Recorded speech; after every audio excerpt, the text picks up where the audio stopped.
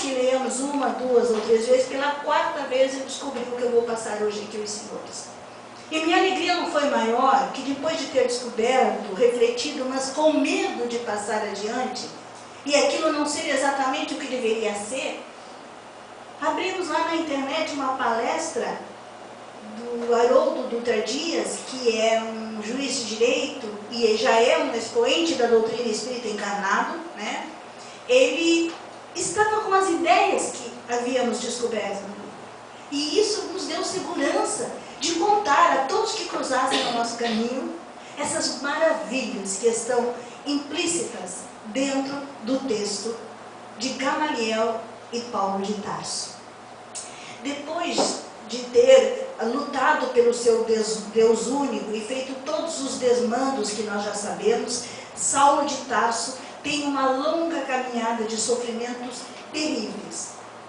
Depois do sinistro espetáculo de Estevão, que nós relatamos aqui na última vez que estivemos, depois de ver partir para o plano espiritual a amada Abigail, também nós já contamos aqui, enfim, transtornado com essa mudança que obrigava ele a fazer coisas que ele, Saulo de Tarso, soldado, não queria, ele então esbarra na estrada de Damasco com a doce voz do Mestre Jesus.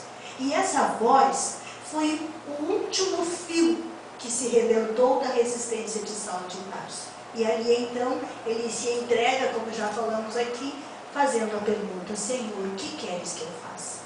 E neste momento começa uma trajetória de luz, desperto nesta nova condição, vendo as coisas muito adiante de si. Ele vai para Damasco e lá numa pousada, uma pensão, como seja o que for naquela época, ele recebe a visita de Ananias, porque Jesus manda que Ananias vá lhe restituir a visão física, pois ele havia ficado cego. E ele é trazido até ali pelos seus soldados, seus prepostos, né, que viajavam com ele.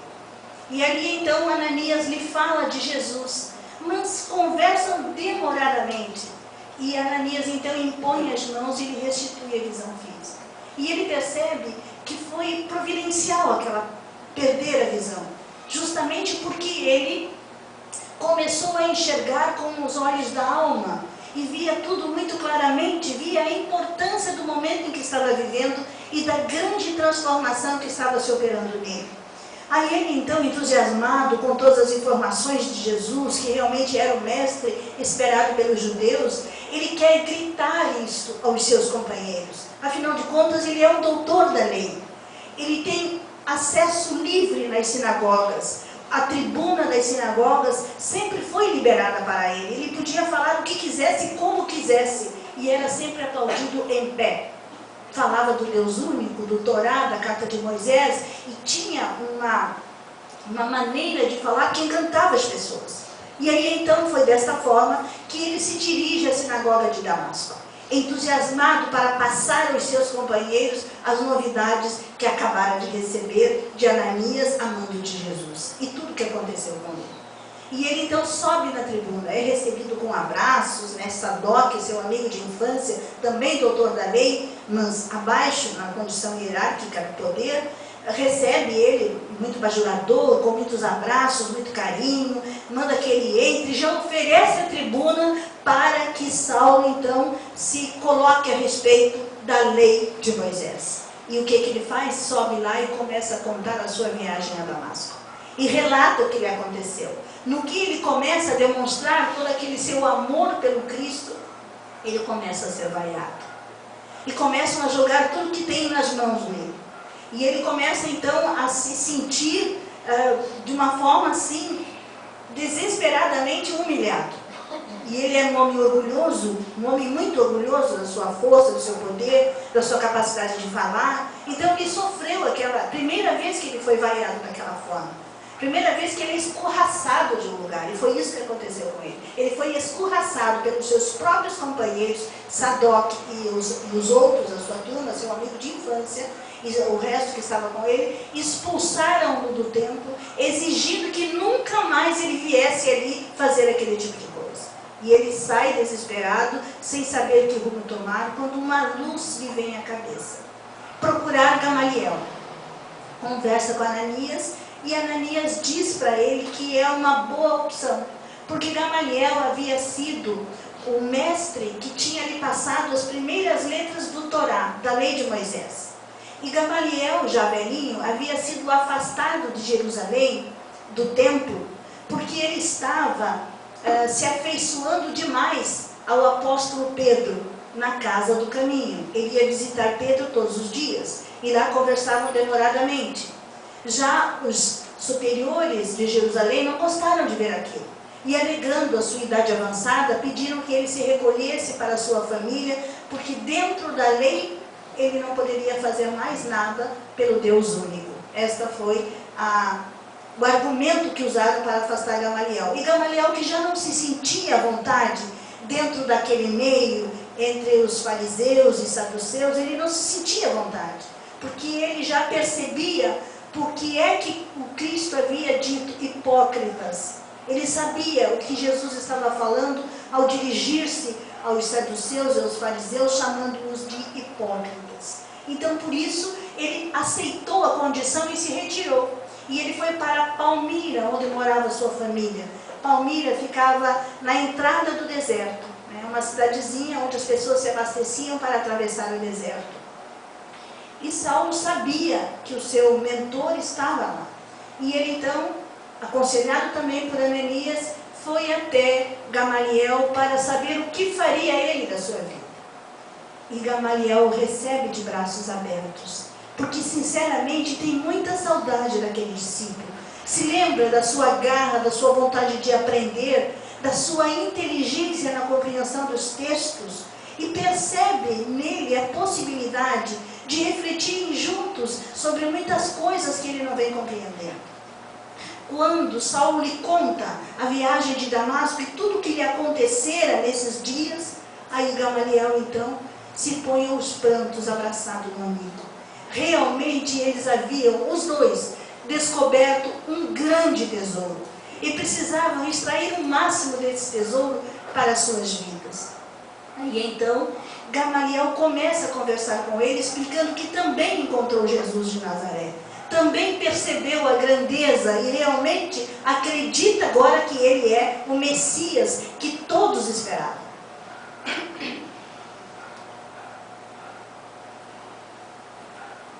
Aí começam a refletir a respeito do quanto a alma poderia aproveitar na terra se tivesse olhos de ver e ouvidos de ouvir.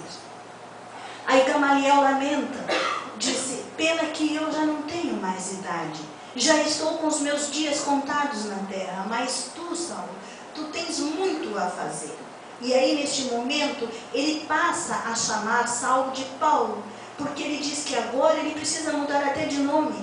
Ele tem que deixar para trás todo o seu orgulho, toda a pompa que o mundo lhe oferecia. E aí nós percebemos um grande conselho para nós, um conselho fundamental nas nossas vidas.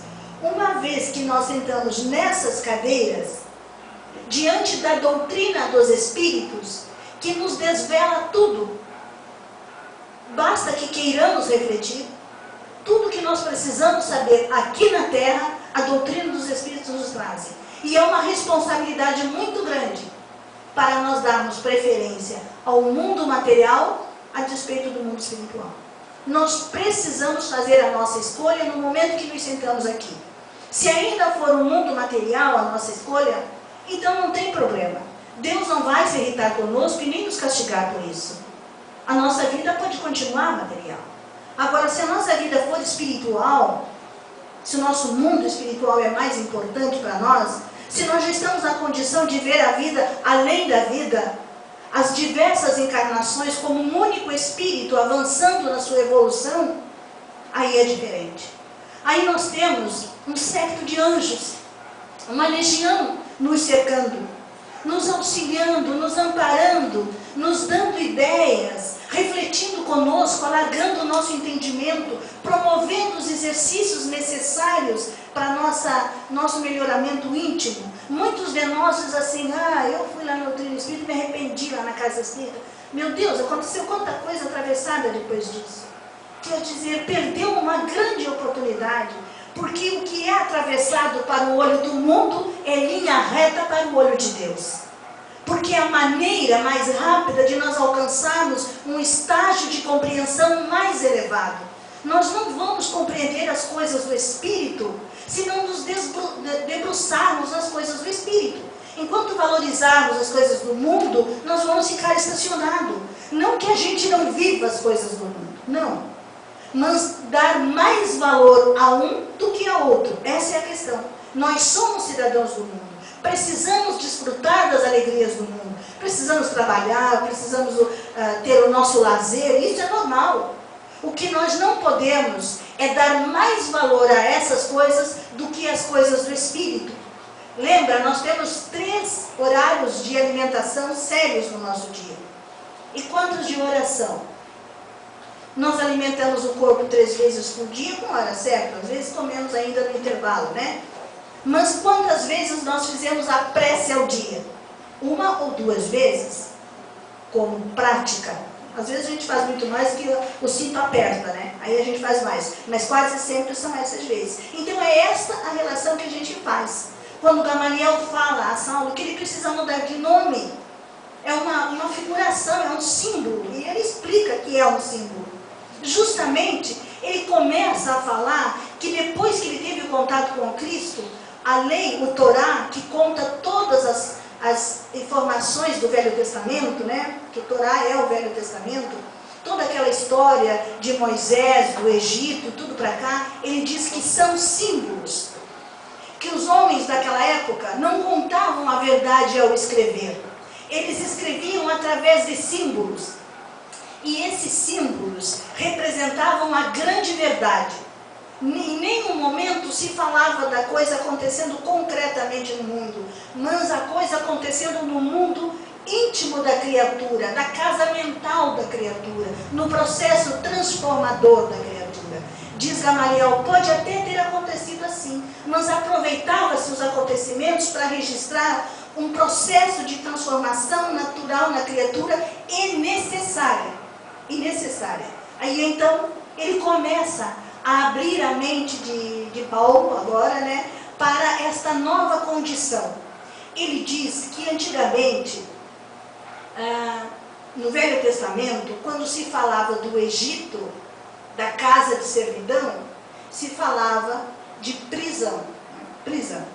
Que a palavra Egito, a tradução para nós, essa palavra quer dizer estreito, pequeno, apertado, limitado. Né?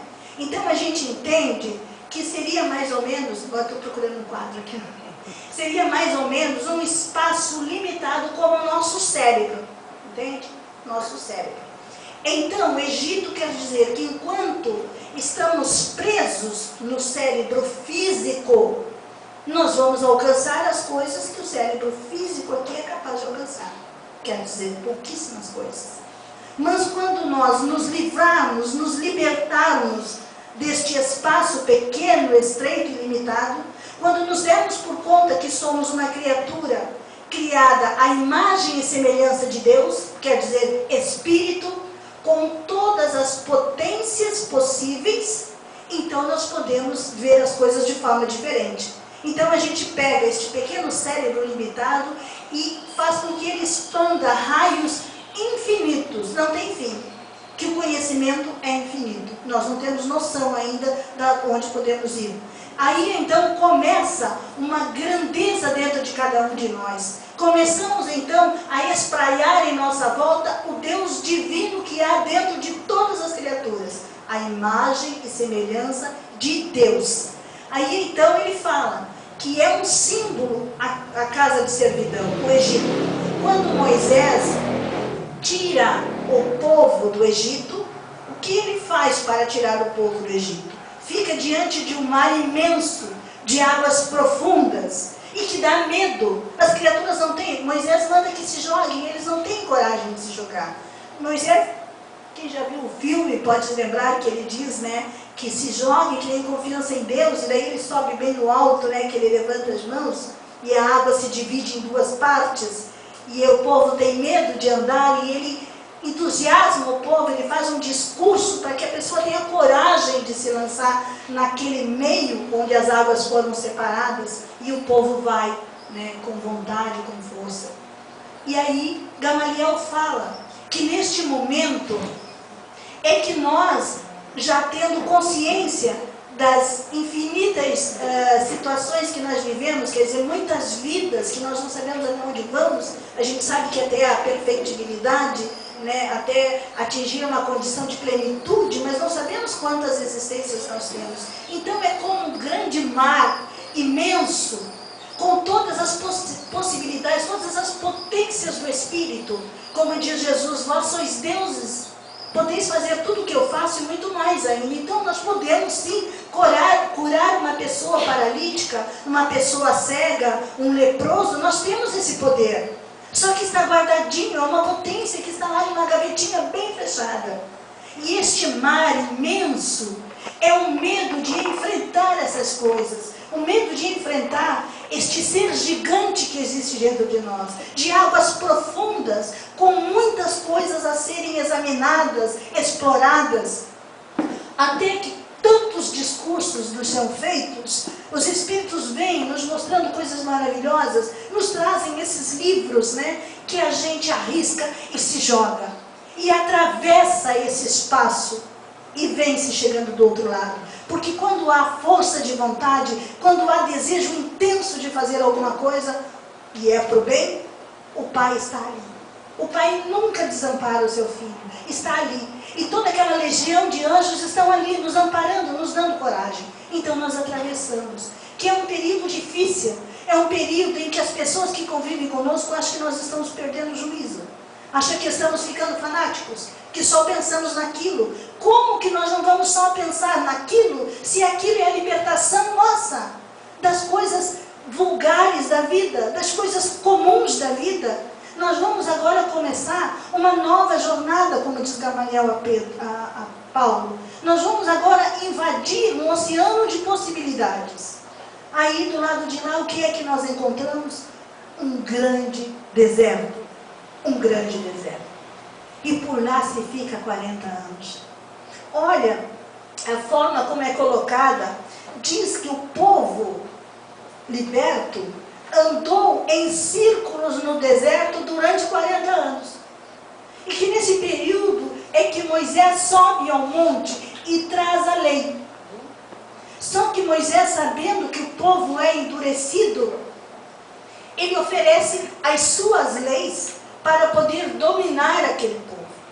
E aí é que acontece, então, o processo de busca da terra prometida. E é essa informação que mais nos encantou. O que é a terra prometida? Aí então compreendemos que quando nós atravessamos o mar de possibilidades, nós nos deparamos com uma criatura que não possui nem um grão de areia sequer desenvolvido das nossas potências dentro de nós mesmos. Nós somos um grande deserto neste momento. Nós precisamos conhecer o que há neste deserto. Nós precisamos observar, e por isso nós ficamos girando, né, dentro de nós mesmos, com medo de ir no fundo de nós, fazer a investigação, trazer as nossas iniquidades para fora, fazer emergir as coisas ruins que nós temos, para poder trabalhar. O que é que a gente faz enquanto anda no deserto? Sufoca. A gente sufoca o que é ruim. Porque a gente não se permite, e aí vem a lei de Moisés. Porque a lei de Deus é amorosa. Ela não se importa que o filho erre. Porque é só errando que o filho acerta. Se ele não tentar, se ele não se esforçar por fazer e errar e recomeçar outra vez, e quantas vezes forem necessárias, ele não consegue ir adiante. Ele não acerta, porque ele não tenta, ele sufoca as tentativas. Porque é feio, porque é errado, e aí vem a lei de Italião, olho por olho, dente por dente. Que naquela época era necessário, porque o espírito é embrutecido. Então, no começo dos nossos raciocínios, até se compreende que a gente esconda este eu escuro que existe dentro de cada um de nós. A gente teme a sociedade, teme os parentes, teme as pessoas amigas. Ah, vão ver como é que eu sou? Não, eu não quero nem falar que eu sou desse jeito. Dizem os espíritos que toda vez que nós vemos uma atrocidade, e essa atrocidade mexe com o nosso íntimo profundamente, é que numa outra existência fomos protagonistas de uma situação semelhante, né? E esta culpa que nós carregamos por isso faz com que a gente sofra exageradamente por aquela coisa que nós estamos vendo naquele momento. Então são situações que nós estamos muito aquém ainda de compreender, mas que precisa dar o primeiro passo. E o primeiro passo é esquecer a lei mosaica. A lei mosaica, ela é uma lei para espíritos embrutecidos. E nós não somos mais embrutecidos. Nós já estamos dentro de uma casa espírita. Nós já conhecemos a lei divina, ou vamos dizer mais especificamente os 10 mandamentos, todos conhecem. E a lei que Jesus deixou registrado: amai-vos uns aos outros como eu vos amei, amai a Deus sobre todas as coisas e ao próximo como a mim mesmo. É o resumo, é a síntese que Cristo deixou registrado. E isso nós conhecemos. Se nós conhecemos e já estamos procurando ver o nosso próximo como necessitado do nosso amor, e aí nós nos cobrimos de gentileza para poder fazer ao nosso próximo tudo o que for possível, se nós já estamos fazendo esse tipo de coisa, nós podemos avançar agora. Nós podemos ir para dentro de nós mesmos e descobrir por que é que nos indignamos com isso ou com aquilo. Por que é que ainda temos preconceito? Por que é que fizemos um juízo desta criatura ou daquela criatura por aquilo ou isso que ela está fazendo, se eu posso já ter feito isso no passado? E alguém compreendeu, alguém orou por mim, alguém me levantou do charco, porque em outras existências nós tivemos anjos encarnados que fizeram conosco isso e que agora estão no plano espiritual, lutando para nos manter de pé, para não cairmos novamente no charco. Então essa é a importância de compreender este processo que é simbólico no Velho Testamento, mas que Gamaliel, para Paulo, vem desfraldar, vem mostrar. Ele disse que eram 12 tribos que caminhavam no deserto, em círculos, e falavam muito na terra de promissão. Eles não conseguiam encontrar a terra de promissão, porque eles tinham medo de ir adiante do deserto, sair daquela situação em que eles estavam de pesquisa de si mesmo, né? Aí então, dois representantes das 12 tribos tiveram coragem de invadir a terra de promissão. Está lá no Velho Testamento, não bem nessas palavras, que eu não sei decorar, que a gente tem que entender e falar, né? Mas veja só que interessante, imagine que eles iam ficar girando no deserto, que tinham medo, e daí 2 vão lá e... Por que não foi Moisés, a gente pergunta, né? Porque não era a função de Moisés. Moisés era o orientador, era um símbolo, era o orientador, aquele que trouxe a lei para despertar o povo, né? Aí então esses 2 foram e ficaram por lá, só que para eles chegarem até lá, eles foram cada um ao seu tempo e sozinhos. Eles tiveram que fazer tudo sozinhos, porque eles estavam sozinhos. E eis aí também um símbolo importante para nós. Para a nossa transformação, nós não precisamos de ninguém, a não ser do nosso anjo de guarda em Deus. E claro, Deus através dos seus propósitos. Mas não de encarnados. Às vezes a gente escuta, e eu já fui uma que disse, de que forma eu vou ir adiante com as pessoas que convivem comigo, que não me entendem. Porque houve um tempo atrás, uns 15 anos atrás, que para mim fazer uma exposição doutrinária eu tinha que me fechar no meu quarto e pular a janela. Aí eu ia, fazia a exposição e voltava, entrava dentro do quarto e daí eu abria a porta. Porque ninguém sabia que eu não estava em casa. Porque eu não me era permitido.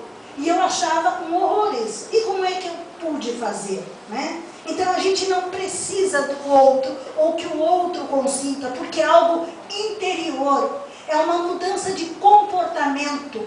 E esse comportamento vai nos dar uma ação que agrada a todo mundo. Quem não gosta de ser amado? E é a ação do amor que este comportamento amoroso vai passar a dar a todos nós. Por isso, essas 2 criaturas foram, e diz que cavaram a terra para chegar lá na terra de promissão, cavaram a terra, tiraram os espinhos, né? E que chegaram lá e tiveram que cavar a terra para se alimentar, e foi muito sofrido. Só que chegou um momento em que eles se encantaram e retornaram. Eles não podiam ficar lá, eles precisavam contar àqueles que ficaram que nesta terra manavam leite e mel. E olha o que Gamaliel interpretou: o leite da sabedoria e o mel do amor de Deus. Quando você sai do deserto, sai das tuas reflexões e parte para a ação, parte para trabalhar para a tua transformação. Eu vou todos os dias orar pelo meu inimigo, eu vou começar a trabalhar o meu íntimo e buscar a razão pela qual eu fui ofendido dessa forma. Se eu não encontrar nessa existência, eu tenho que entender que em outra existência está o motivo, e que se Deus é soberanamente bom e justo, Ele não ia permitir que uma pessoa me magoasse, me deixasse ressentido, se isso não fosse produtivo para mim. Só que essas sementes, lembram da parábola da semente que agora foi? Elas estão lá, na terra, solta, seca. Elas não estão recebendo água para germinarem. Então agora eu descobri que quando eu sou ofendido, é um exercício para burilar o meu orgulho, assim como aconteceu com Saulo no Sinédrio de Damasco. Era necessário para que ele pisasse no orgulho. E olhe que Saulo teve, como Paulo, então, teve muitos e muitos exercícios extremamente doloridos, que quem for ler o livro vai ver, para pisar no seu orgulho e no seu egoísmo, para se transformar, para fazer a mudança dentro de si mesmo. Então, arar a terra, cortar espinhos, trabalhar esta área, é justamente isto. É buscar dentro de ti mesmo essas oportunidades de exercícios para pisar no orgulho e no egoísmo, para encarar as pessoas que convivem contigo como irmãos, irmãos verdadeiros, às vezes instrumentos de Deus para a melhoria do nosso espírito. Então eles têm que ser admirados e não odiados, eles têm que ser amados, porque eles estão ali como instrumento para que nós possamos descobrir este ouro dentro de nós mesmos. Por isso é que então eles voltam da terra da promissão falando do ouro e do mel.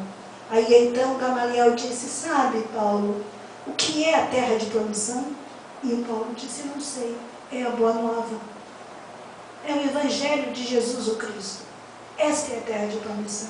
Experimenta pisar nesta terra, mas pisar com vontade, com toda a ação das tuas forças. No limite das tuas forças, faça o bem. E nós temos essa resposta no livro dos Espíritos. Faça o bem no limite das tuas forças. E lá ele fala, Gamaliel fala a Paulo: esforça-te, trabalha pelo bem, transforma-te, pisa no orgulho e no egoísmo e desvenda esta terra da promissão, onde emanam leite da sabedoria e o mel do amor divino.